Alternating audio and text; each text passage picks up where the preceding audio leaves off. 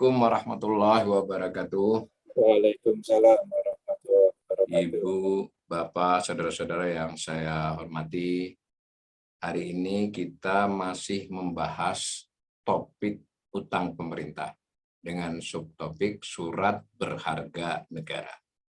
Nah, kita sudah membicarakan di sesi terdahulu bahwa utang pemerintah itu saat ini terdiri dari dua bentuk atau dua kelompok bentuk, kelompok atau jenis, yaitu yang bersifat pinjaman atau loan, artinya adalah utang kepada pihak tertentu dengan perjanjian tertentu, dengan persyaratan tertentu. Pihak itu bisa negara lain, bisa kumpulan negara lain, bisa lembaga internasional, bisa juga bank komersial asing atau komersial dalam negeri juga bisa. Nah, itu pinjaman namanya. Lalu ada bentuk lain yang justru jauh lebih banyak, mencapai 80%-nya, 82 bahkan, itu berbentuk surat utang. Nah, surat utang yang saat ini disebut surat berharga negara. Nah, hari ini kita coba mendalami lebih jauh SBN itu apa saja ininya informasi yang kita publik perlu pahami, apalagi para pembelajar ekonomi ini. Nah, namanya itu sebetulnya mengalami beberapa kali perkembangan, perubahan. Jadi bernama surat utang negara itu secara resmi dipakai mengikuti undang-undang. Jadi Undang-Undang tahun 2002 disebutlah Surat Utang Negara. Nah, cuma perlu diketahui sebelum ada undang-undang ini ada surat utang pemerintah sebenarnya. Jadi SUN ini semacam memberikan nama resmi, payung hukum yang secara definitif. Nah, sebelumnya payung hukumnya tidak ada landasan undang-undangnya, meskipun juga tidak ada larangan dan dimungkinkan menafsirkan undang-undang sebelum reformasi untuk bisa ada surat utang pemerintah. Yang jelas ada undang-undangnya tahun 2002 lalu disebut surat utang negara. Nah, sebelumnya ada surat utang pemerintah. Kalau pinjaman udah lama ya, kita punya pinjaman luar negeri sudah lama yang berbentuk surat utang ini. Sebetulnya dimulai dari ketika ada krisis, lalu krisis itu pada saat krisis ada bantuan likuiditas Bank Indonesia. Setelah krisis mulai reda, lalu ada yang disebut program rekapitulasi perbankan yang uangnya adalah berupa utang pemerintah kepada Bank Indonesia. Nah, habis begitu ya, nah, disebut surat utang pemerintah waktu itu karena belum ada undang-undang SUN-nya ini. Nanti setelah ada undang-undang ya, SUP ini surat utang pemerintah ini merupakan bagian dari SUN, dianggap SUN juga. Nah, lalu pada tahun 2008 ada bentuk surat utang yang syariah yang berbasis kepada mekanisme syariah. Jadi kan kalau syariah itu tidak ada bunga ya. Tentu ada cara lain untuk berbagi kepada pemilik SBN-nya. Salah satu syaratnya itu. Kemudian ada kebanyakan SBN syariah, salah satu modelnya adalah dia berbasis kepada underlying aset. Jadi ada aset tetap yang menjadi basis dari surat berharga negara secara tersebut. Ada yang begitu. Kalau utang kan yang penting yang memberi utang beli ada bunga tercantum. Nah, yang dari sisi kita pembelajar ekonomi untuk garis besarnya adanya SBN syariah atau surat berharga negara syariah ini membuat tadi penamaan surat utang negara nggak relevan karena kan ya tidak bisa, syariah tidak bisa memakai nama surat utang ya, secara nilai itu tidak tercermin oleh nama itu. Karena itu lalu dibuat nama yang lebih besar, namanya surat berharga negara. Jadi berarti surat berharga ini di dalamnya ada SUN, ada SBN syariah. Tetapi untuk keperluan analisis kita tidak ada masalah, kita buat sebut surat utang, itu berarti mencakup seluruhnya. Nah, semula pada waktu obligasi bantuan likuiditas Bank Indonesia itu obligasi atau surat utang maupun program rekap, lalu nanti ada surat-surat utang berikutnya, nanti di beberapa tahun kemudian ada SBN syariah, itu antara lain selain memang kebutuhan yang mendesak yang harus segera diatasi, itu juga ada kajian bahwa yang pinjaman atau loan, pinjaman luar negeri yang sekian lama dipraktekkan di era pemerintahan Soeharto, menurut kajian-kajian tersebut, itu berbiaya terlalu mahal. Biayanya itu tidak hanya bunganya, tetapi term of trade, ya, keikatannya. Jadi mungkin biayanya tercantum 2%, 1,5% dengan Jepang, atau dengan Amerika, atau dengan negara lain, dengan Belanda, tetapi bentuk utangnya itu harus membeli barang dari sana, manajemen dari sana, dan seterusnya, yang pada dasarnya bunga kan tidak hanya dihitung dari bunga real, ya, tidak hanya dengan presentasi, tetapi kan sudah ada harga barang yang mestinya pihak sana, pihak yang kita jadikan andalan berutang itu sudah mengambil keuntungan. Kajiannya begitu. Sehingga kalau kita menerbitkan surat utang, SBSN, itu kan dari sisi pemerintah Indonesia lebih leluasa, duitnya mau dipakai apapun, ya kan, dan hitungan biayanya ya dari bunga aja lah, bunga atau apapun namanya, ya, semacam bunga yang sudah terukur, tidak ada lagi term of trade-nya, tidak ada syarat lain. Nah, kajian-kajian yang demikian menjurus kepada akhirnya ya udah, kita plan-nya pemerintah, plan-nya perencanaan negara, keuangan negara itu mengarah kepada memperbanyak surat utang dan pelan-pelan membuat porsi pinjaman atau loan itu mengecil. Itu dahulu, ya, nanti sebenarnya sekarang ini mulai ada kajian lagi. Nah, sekarang ketika pandemi terasa kok pinjaman kelihatannya besar, lebih lunak daripada SBN. SBN bunga 6,5, mendekati 7%. Yield artinya bunga bisa aja 5, tapi karena dijualnya di bawah 100, itu berarti nanti real bunganya misalnya 6, 6,5, bahkan sempat 7. Nah, padahal kalau misalnya melakukan pinjaman itu bunganya lunak. Kalau dahulu dipersoalkan terlalu banyak persyaratannya, berbagai pinjaman luar negeri yang belakangan dianggap, menurut beberapa kajian, itu tidak seketat dulu, sehingga pemerintah tetap leluasa. Kita kan sudah belajar kemarin bahwa pinjaman ada yang pinjaman tunai, ada yang pinjaman kegiatan, pinjaman proyek, ada pinjaman kegiatan. Artinya banyak yang dianggap lebih murah. Bahkan ketika terjadi pandemi, beberapa pinjaman meskipun terkait dengan proyek, tapi proyeknya ada urusan dengan yang konstruktif untuk membangun misalnya. Pokoknya ini masih dalam proses kajian. Nah, yang jelas sampai sekarang meskipun sudah ada wacana kembali kepada loan, bukan kembali, ya, maksudnya memperbanyak kembali pinjaman, tetapi pada prakteknya masih surat berharga, di mana lebih dari 80% itu tetap masih berbentuk surat utang. Nah, saat ini kalau digambar, itu surat utang ini terdiri dari yang kita, nama-nama terkininya, kita belum tahu, tapi mungkin ini sudah final.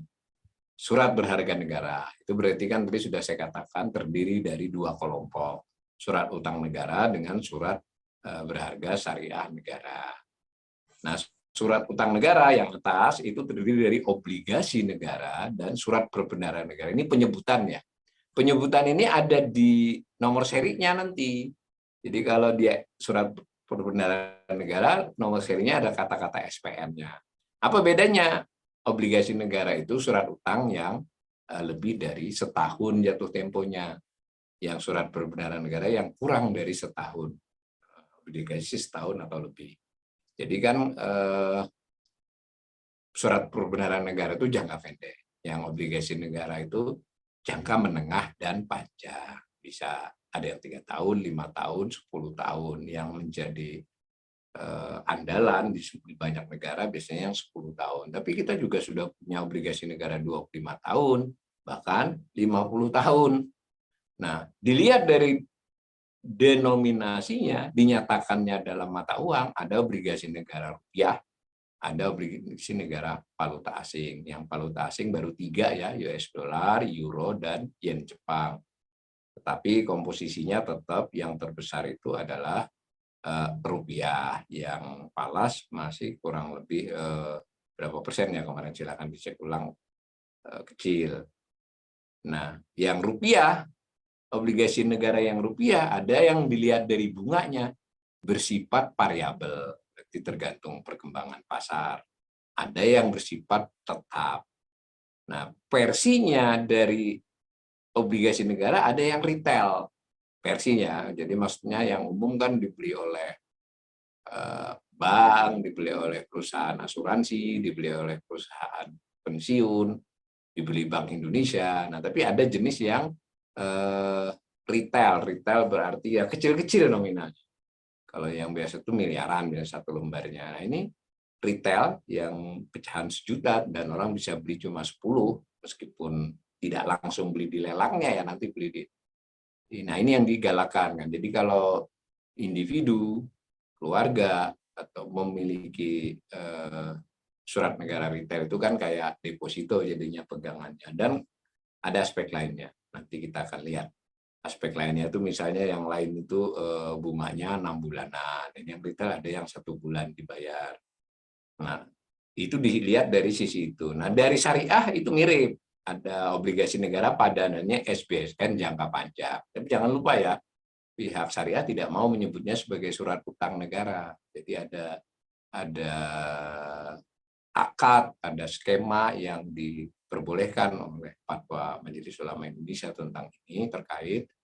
Biasanya ada underlying asetnya, lalu perhitungan bagi hasil ataupun imbal, jadi imbalan kepada pemegangnya itu tidak diperhitungkan secara bunga. Ada yang rupiah, ada juga yang palas, tidak besar yang palas.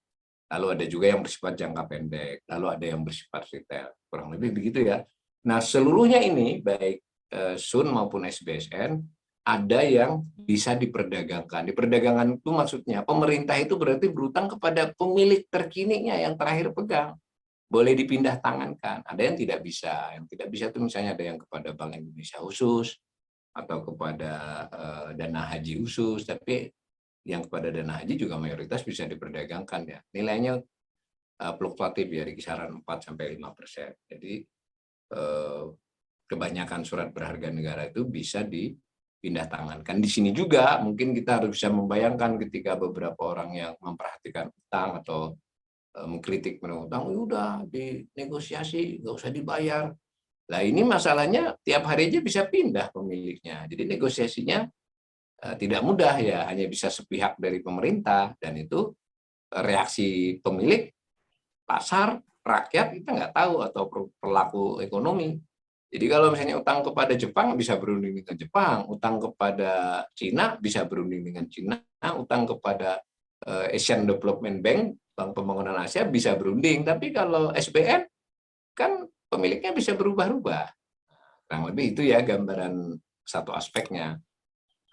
Aspek baiknya ya ada, sisi pengambil keputusannya lebih pada pemerintah Indonesia. Cuma kalau tanggalnya jatuh tempo, bayar bunga tanggal sekian, dilunasi tanggal sekian, itu kan agak mengikat. Kalau sempat gagal bayar bunga tidak tepat waktu, atau ada SBN yang sudah harus dilunasi tidak dilunasi, itu dampak perekonomiannya bisa besar. Sejauh ini belum pernah terjadi khusus SBN. Kalau yang swasta kan bisa mengeluarkan surat utang juga, itu pernah terjadi sudah, seperti yang terjadi pada Garuda. Jadi obligasi yang dikeluarkan Garuda, jadi mirip dengan SBN, tapi yang mengeluarkan Garuda itu sudah terjadi gagal bayar. Kalau SBN belum pernah sampai sekarang. Nah, yang berikutnya ini untuk dibaca sendiri saja. Tadi ada istilah obligasi negara, sun valuta asing, surat perbedaan negara, obligasi retail, ya bisa dibaca ya. Nah, misal ini yang obligasi negara itu di atas setahun, ya toh, bunganya umumnya dibayar tiap 6 bulan. Yang fix, yang bersifat mengambang itu tiap 3 bulan. Maksudnya mengambang berarti bunganya mengikuti pasar, ada aturannya, pasar yang mana ada disebut. Ada GISDOR, ada macam-macam. Lalu kalau valuta asing itu juga yang di pasar internasional, ada juga yang dijual belikan di Bursa Efek Indonesia, tapi yang banyak di luar. Dan seterusnya ya. Nah, yang retail itu bisa nomor 4 dan nomor 5, rata-rata 3 tahun, jadi lebih dari setahun tapi tidak panjang. Nah, bunganya ada yang tiap bulan. Nah, yang syariah itu punya mekanisme yang dari sisi bayar bagi hasilnya hampir sama, tapi sifat-sifatnya beda. Nah ini yang surat. Jadi banyak namanya. Ini nama-nama ini tercermin pada nomor seri ya. Nanti kalau saya lupa memotongnya, ada kesempatan nomor seri. Jadi kayak uang itu kan ada nomor serinya tuh. Surat berharga ini ada nomor serinya masing-masing. Nah, singkatan dari nomor seri di bagian depan itu terkait dengan bentuknya ini. Ada misalnya PBS, tadi ada ON, ada SPN, nomor sekian-sekian. Di nomor itu juga kalau yang biasa membaca, terbaca ini jatuh tempo berapa tahun lagi. Lupa, nanti harusnya di kajian berikut kita coba lihat. Nah, begitu ya kira-kira SBN itu secara jenis dan macam-macamnya. Lalu kita pengen tahu perkembangannya. Nah, perkembangannya ya seperti grafik ini, bahwa SBN paling 2020 aja yang tengah itu. Yang 2021, 2022 itu kan perakiraan.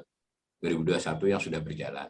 2020 sudah berakhir itu, selama setahun 2020, pemerintah itu menerbitkan SBN. Masuk syariah ya.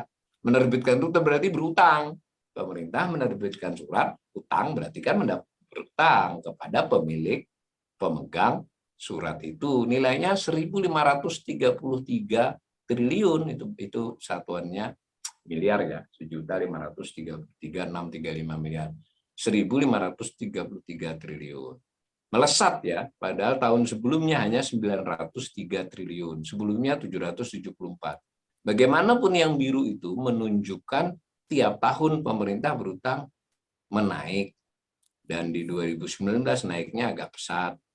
Agak ya, berarti lebih dari biasanya. Nah, itu caranya melihat apa? Itu sebetulnya bisa dikasih presentasi, tapi saya tidak kasih presentasinya. Itu lihat kemiringannya. Nah, 2020 karena COVID ngutangnya melompat. 2021 itu perakiraan ya, belum berakhir. Sampai November tadi masih di kisaran 1.080 kalau tidak salah. Ini saya perkirakan sampai akhir Desember nanti 1.250. Perkiraan itu baru. Nah, 2022 saya buat perkiraan berdasarkan APBN akan kembali ke 1.500 yang diterbitkan. Nah, pada saat yang bersamaan kan ada surat berharga negara yang jatuh tempo di tahun itu. Jadi surat berharga negara yang 10.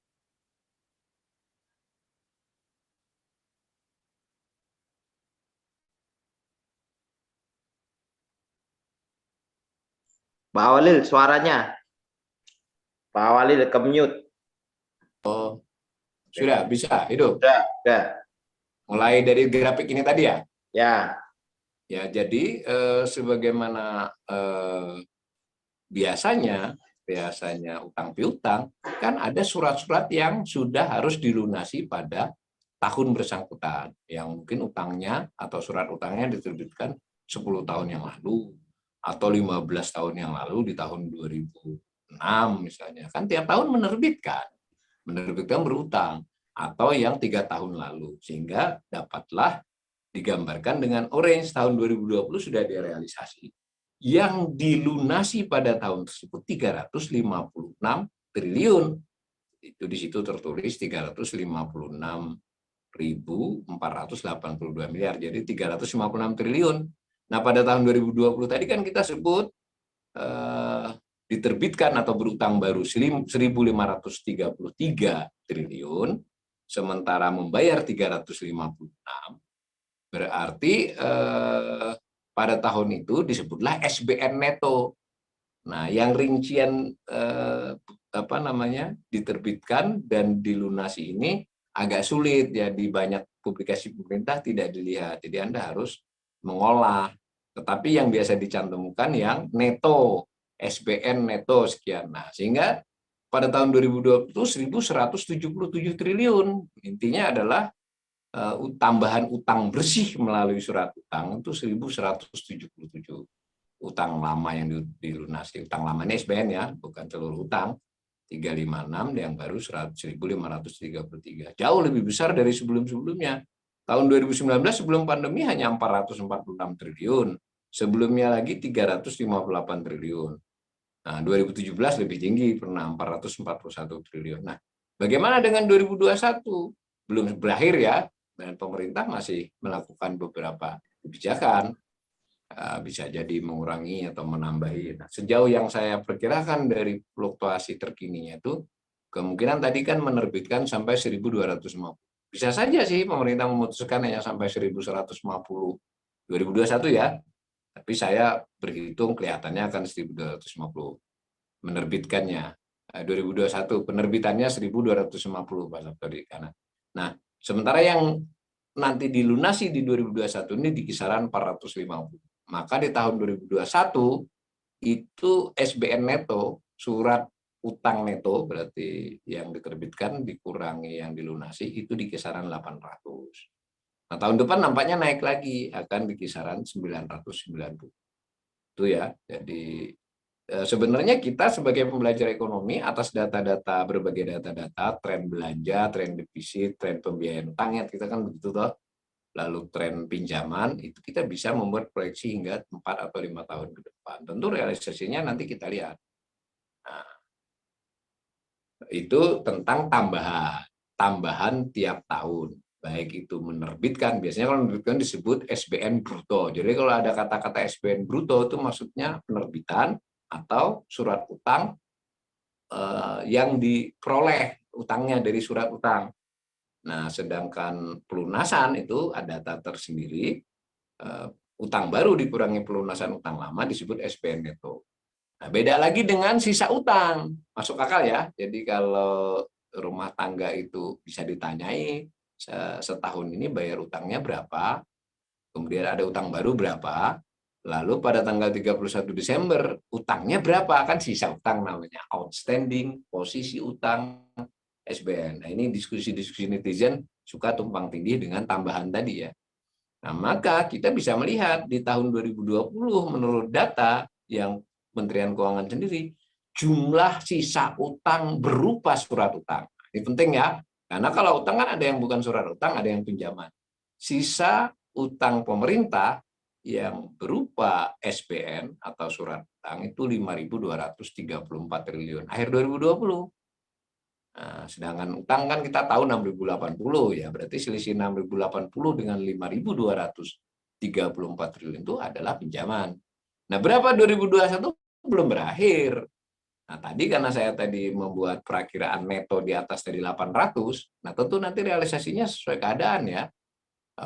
Maka menurut perhitungan saya di akhir 2021 nanti per 31 Desember ini masih berjalan beberapa hari, tapi ini hari-hari krusial, pemerintah bisa saja memutuskan menerbitkan SBN dibeli Bank Indonesia, kan nggak memerlukan prosedur yang sulit. 6.434 triliun. Nah, perubahan dari tahun ke tahun itu menunjukkan tambahan utang berbentuk surat utang. Nah, lihat aja, memang pandemi tahun 2020 cukup melesatkannya, naiknya 30%. Tetapi jangan lupa di tahun 2015, 2016 itu juga rata-rata 2 digit tahunnya dibandingkan dengan tahun-tahun sebelumnya yang di bawah 1 digit kenaikannya. Jadi ini mirip dengan posisi utang akhir tahun yang pernah kita bahas di sesi terdahulu. Tapi ini khusus SBN-nya. Gitu ya. Nah, kalau mau tahu yang lebih rinci lagi dari tadi, di atas tadi kan ada pelunasan, ada penerbitan, ada pelunasan, ini posisi. Nah, ini grafik berikut menunjukkan penerbitan tiap bulannya. Tiap bulan tetapi tercatat akumulasinya. Jadi misalnya kalau Januari diterbitkan 50, kemudian Februari 100, akumulasi di Februari 150 kan. Lalu Maret diterbitkan 100 lagi, berarti 250. Gambar ini membacanya begitu. Sehingga yang ujung paling kanan dari tahun yang bersangkutan itu sama dengan di atas tadi, data penerbitan SBN. Nah, itu gambarnya. Yang paling bawah itu biru itu tahun 2016, lalu 2017 naik, 2018 naik, 2019 naik, 2020 sangat naik, 2021 sedikit turun, yang hijau belum berakhir, datanya baru sampai November. Masih belum, Desembernya belum masih berjalan. Nah, apa guna grafik seperti ini? Biar kita bisa melihat di bulan-bulan apa yang SBN itu banyak diterbitkan. Ya kan, seasonnya kita bisa melihat. di bulan-bulan apa lebih landai, bahkan rata lah, landai, nggak mungkin berkurang, karena kan dia akumulasi. Kalau sudah 50, 100, 100, 250, umpama nggak menerbitkan pun kan 250. Kalau menerbitkan 25 ya tetap 2.275, misalnya begitu ya. Ini kegunaan ini bagus untuk analisis. Bahkan kita bisa buatnya bertahun-tahun. Tapi Anda harus mengolahnya, karena gambar-gambar seperti ini tidak tersedia secara instan di kementerian. Termasuk grafik-grafik di atas tadi, kita para pembelajar ekonomi dengan kuliah ini sepertinya mudah ya. Nah, cuma kalau Anda masuk ke lamannya Kementerian Keuangan atau laman pemerintah lainnya, tidak tersedia data yang sudah jadi begini. Kita harus menyediakan waktu untuk memindah ke file Excel, memberi kurun waktu yang lebih panjang, lalu digambar, lalu kita bisa buat simulasi kenaikan presentasi, kita bisa melihat seasonalnya juga. Nah, kalau kita baca-baca analisis, mungkin ada orang yang pernah nulis tentang ini, seperti apa, atau keterangan pemerintah sendiri di berbagai tempat. Lalu kita berpikir juga untuk membuat analisis. Nah, maksud saya memberi gambaran ini seperti itu. Salah satu yang harus dilakukan oleh seorang pembelajar ekonomi itu jangan terbiasa menikmati atau menggunakan data instan, apalagi itu dari media massa. Dapat data dari media massa itu lebih merupakan pendorong, bukan media massa pasti salah, enggak. Nah, kita mendorong untuk mengecek, check and recheck, tidak tertutup kemungkinan media jurnalisnya asal kutip saja pernyataan seorang pejabat yang juga tidak presisi, bisa juga sudut pandang, menekankan pada apanya, lalu ketika ditulis oleh jurnalis bisa misleading, sengaja ataupun tidak. Nah, pembelajar ekonomi lalu masuk ke data-data mentahnya, disusun. Jadi saya menyarankan berita-berita media, bahkan itu media yang disebut media ekonomi, tetap lebih merupakan pendorong, pemicu, lalu mengingatkan kita, karena biasanya lebih dulu kan dia, lalu kita lakukan olah data sendiri. Nah, berikutnya kita harus paham, tadi kan surat utang ini dijual. Bagaimana pemerintah menerbitkan? Artinya menerbitkan itu pemerintah menyatakan berutang kepada yang punya surat ini. Nah, itu pada umumnya sebagian besarnya ada yang dilakukan lewat lelang. Lelang itu ada juga yang disebut private placement. Di sini nggak saya tulis ini. Private placement itu berarti apa ya? Ya ditempatkan di tempat tertentu. Jadi pembelinya sudah pasti. Sebelumnya tentu ada pembicaraan-pembicaraan, tapi ketika berbentuk surat, ini surat tentang private placement berarti kepada yang tertuju, Bank Indonesia misalnya, atau satu lembaga tertentu, misalnya dana haji. Itu private placement, tapi itu makin lama makin sedikit ya. Atau bentuknya bertahap, jadi semacam palas itu pemerintah menjual, tapi menjual melewati agen ya.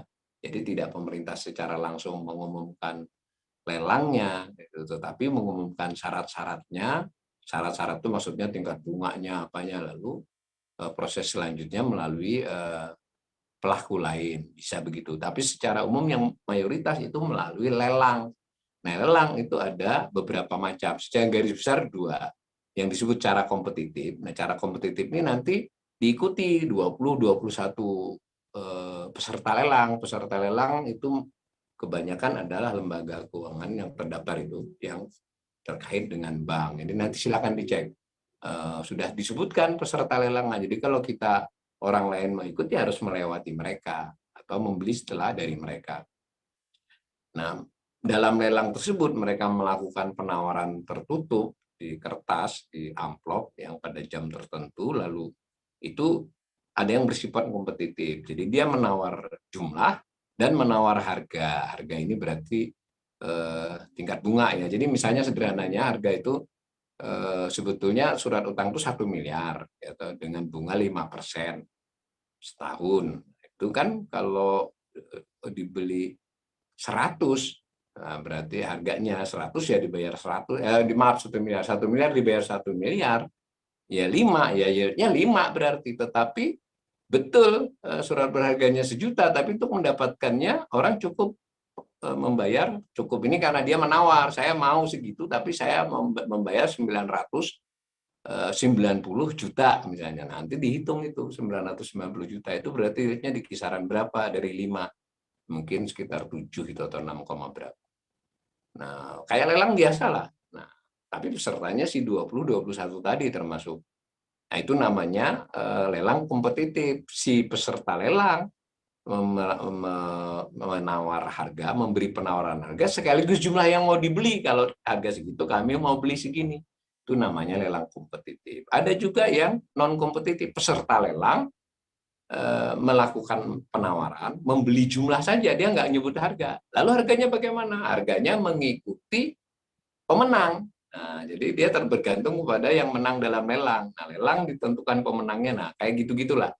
Nah, salah satu skema dengan BI dahulu, tapi sekarang udah tidak lagi, ada beberapa skema ya.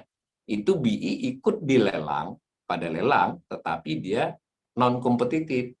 Jadi peserta lelang lain itu melakukan penawaran jumlah dan harga, lalu nanti didapatlah yield harga misalnya 6,06 untuk seri ini. Nah, BI tadi mengajukan tawaran kami mau beli 1 triliun. Nah, ikut harga pemenang itu. Nah, silakan ini dilihat ya. Tentu di lelang ada macam-macam skemanya, tekniknya. Ya, kalau yang non kompetitif sudah jelas. Nah, ini ada competitive bidding, weighted average price, multiple price. Jadi di sini juga kalau kita mau bicara teori konspirasi, ya peserta lelang itu enggak saling ngasih isyarat, kamu beli berapa, saya akan beli berapa, ya nggak tahu ya. Enggak, saya belum sejauh ini belum pernah ada kejahatan yang diungkap tentang ini. Insider trading namanya di beberapa negara lain ada. Ya, nanti ini diskusi yang lebih advance lah. Nah, dengan Bank Indonesia dulunya sempat dia kompetitif bidding awalnya, kompetitif, non kompetitif. Jadi dia ikut lelang, ikut harga pemenang, dia menyebut penawaran jumlahnya. Kemudian berunding perkembangan situasi, ada beberapa skema, ada skema 1, skema 2, skema 3. Nah, ini skema tahun 2020. Jadi bukan 2021 ya. Silakan dipelajari. SKB 1, SKB 2, nanti perbedaan skema itu terutama ketika pemerintah bersepakat dengan Bank Indonesia membuat Bank Indonesia ini membayar bunganya itu lebih rendah dari yang lain. Baik disebut berbagi, jadi bunga sebutlah 6, secara resmi dibayar 3% oleh Bank Indonesia. Jadi Bank Indonesia yang mengutangi dianggap bayar, maksudnya itu berarti netonya kan hanya bayar 3% kepada pemerintah. Nanti ada beberapa jenis yang tidak berbunga dan belakangan skemanya nanti berubah lagi mengikuti bunga dengan acuan bunga Bank Indonesia. Intinya berbagi beban itu Bank Indonesia secara total itu membayar bunga lebih rendah dari umumnya pelaku lain. Sebelumnya ketika dia kompetitif bidding, non kompetitif bidding kan sama, malah dia dapat untung, ikut pemenang. Kurang lebih begitu ya. Ini hanya angka-angka realisasi 2020. Jadi sepanjang 2020 itu proses Bank Indonesia itu dapat menambah pemilikannya kepada surat berharga sebanyak 900 triliun ya. Dari tadi ingat 1.530. Jadi khusus tahun 2020 pembeli terbanyak surat berharga negara adalah Bank Indonesia, terlepas dari macam-macam skema. Dan 2021 juga nampaknya masih, cuma porsinya tidak segitu karena tadi 1.533, 903 diantaranya dibeli Bank Indonesia, berarti orang lain hanya 650 ya. Nah, kalau di tahun 2021 ini kelihatannya kalau tadi 1.200, tadi saya mengira 1.250, itu mungkin BI-nya hanya separuhnya, separuh atau kurang sedikit dari separuh. Jadi beda dengan 2020. Nah, 2021 kita belum tahu. Nah, ini ini ada yang 2021, 2022 ini skemanya. Nah, benar ini 2021 itu klaster A, klaster B berarti 58 ditambah 157. Berarti yang berdasarkan skema tertentu Bank Indonesia kurang lebih direncanakan di tahun 2021 210. Tapi yang melalui lelang mungkin sekitar 400. Di slide berikutnya Pak Sabto. Untuk 2021 dan 2022. Ini silakan dipelajari, cuma ingin menunjukkan inilah yang skema-skema yang berbagi beban, yang membuat Bank Indonesia membayar bunga, menerima bunga lebih rendah, jauh lebih rendah dari yang lain. dari misalnya bank umum atau perusahaan asuransi atau individu yang punya SBN. Ini contoh-contoh, bukan contoh ya, skemanya, beberapa jenis skemanya. Bank Indonesia di luar ini tetap memiliki skema biasa. Skema biasa tadi saya ulangi, dia ikut sama yang lain lelang, cuma dia non kompetitif, tapi kan dia dapat bunga yang relatif komersial sama 6, 6,5. Yang ini kalau di neto ya jadi 3, separuh kan. Nah, semacam itu. Dan kita belum tahu lagi ujungnya apakah masih berlanjut di 2023. Yang jelas ini dulu direncanakan hanya 2020 ya. Nah, cuma perkembangan situasi membuat disepakati Bank Indonesia tetap terlibat 2021 dan masih terlibat 2022, bahkan dengan skema-skema yang sebetulnya lebih mencoba menguntungkan pemerintah. Setback sedikit, sebelum pandemi Bank Indonesia nggak boleh ikut membeli SBN yang baru terbit, pas diterbitkan di pasar perdana namanya, boleh dia beli SBN tapi dari bank, dari perusahaan asuransi, dari perusahaan keuangan, dan itu pun tidak terlalu banyak, lebih untuk mengatur cash flow perekonomian. Semacam itu ya, dan mudah-mudahan bisa dipahami secara umum kondisi surat berharga negara atau surat utang pemerintah atau surat utang negara, dan di dalamnya ada surat berharga negara saya yang peranannya saat ini sangat penting dalam pembiayaan utang, dalam cara pemerintah berutang, dan karena yang mengutangi adalah Bank Indonesia juga menjadi sangat penting dalam pengelolaan Bank Indonesia, dan karena yang mengutangi kedua terbesar selain Bank Indonesia adalah Bank Umum. Ya, bank umum malah itu hampir sama jumlahnya, bank umum dengan malah lebih besar bank sedikit. Jadi bank-bank itu kita pernah kajian di kuliah-kuliah kita, itu selain memberi kredit adalah memiliki surat berharga, dan di antara surat berharga yang banyak adalah SBN. Nah, posisi terkininya pemilikan bank itu sedikit di atas BI. Berdua-dua mereka mencapai 48%. Mungkin CBI di kisaran 22%. Bank-bank itu sekitar 26% dari total obligasi yang rupiah. Mungkin keseluruhannya imbang lah bank dengan Bank Indonesia. Begitu ya. Nah, kita tidak tahu di depan karena kondisi tersebut tidak terlalu ideal jika seluruh surat berharga terutama dimiliki dua ini, mestinya lebih merata kepada asing, kepada asuransi, kepada dana pensiun, kepada reksadana, fund manajemen, kepada perorangan yang diincar. Nah, misalnya Jepang itu kepada perorangan sangat banyak. Ya, mudah-mudahan ke depannya kita masih melihat perkembangan SBN yang sehat, pemerintah masih bisa menerbitkan dengan cara terukur, lalu bebannya bisa dibayari, lalu ekonomi dan industri keuangan bisa bergerak. Assalamualaikum warahmatullahi wabarakatuh.